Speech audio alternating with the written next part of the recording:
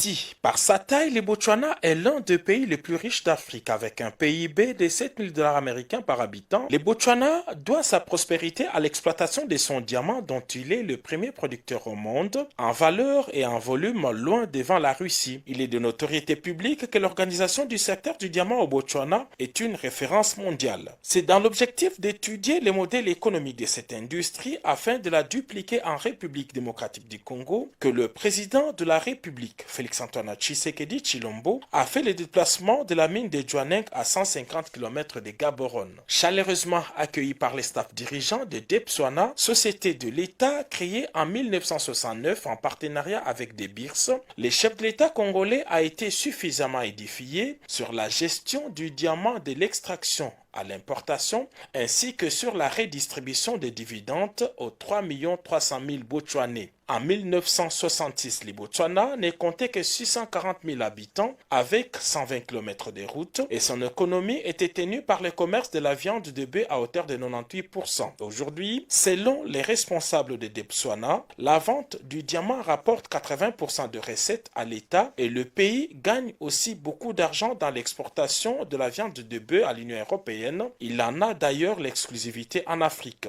Après ces échanges, place à la visite de la mine à ciel ouvert de Jwaneng, la plus grande mine de production de diamants au monde. Le chef de l'État congolais est descendu jusqu'au fond de cette carrière. À près de 500 mètres, il a obtenu toutes des explications sur la technologie utilisée et l'organisation du travail. La mine de Jwaneng est l'une des 4 mines de diamants du Botswana. Toutes sont gérées par l'entreprise étatique Debswana qui emploie 12 000 nationaux. En 53 ans d'exploitation, cette mine a sorti 59% de sa richesse en diamants. Il faudra encore un demi-siècle pour extraire les 41% du diamant enfoui dans cette mine. J'avoue vraiment que ça m'inspire.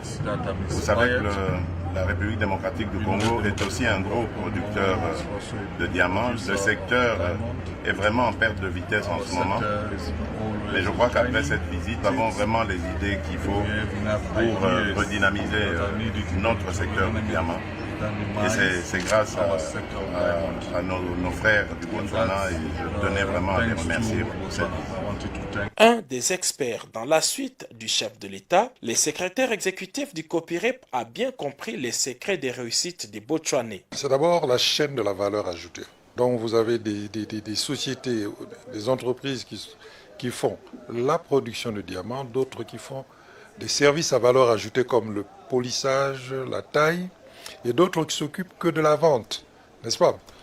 Toute cette chaîne est une inspiration pour nous. Pour nous, c'est d'abord le sérieux dans le travail. Et l'expérience botswanaise le montre. De deux, l'implication de l'État.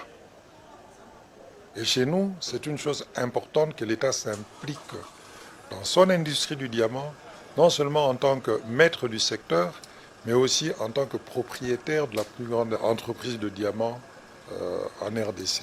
L'implication de l'État, c'est ce que le président Tshisekedi est allé voir au siège de Debswana. Il a visité tous les processus de polissage et taille de diamants pour ajouter de la valeur au produit. Il a obtenu également des explications sur toute la chaîne. Chez Okavango, une autre société de vente des diamants, le chef de l'État a été suffisamment informé de la stratégie de développement du secteur. Le président Tshisekedi a eu le bonheur de voir les produits exposés à la vente, dont ces diamants bleus d'une valeur de 40 millions de dollars américains.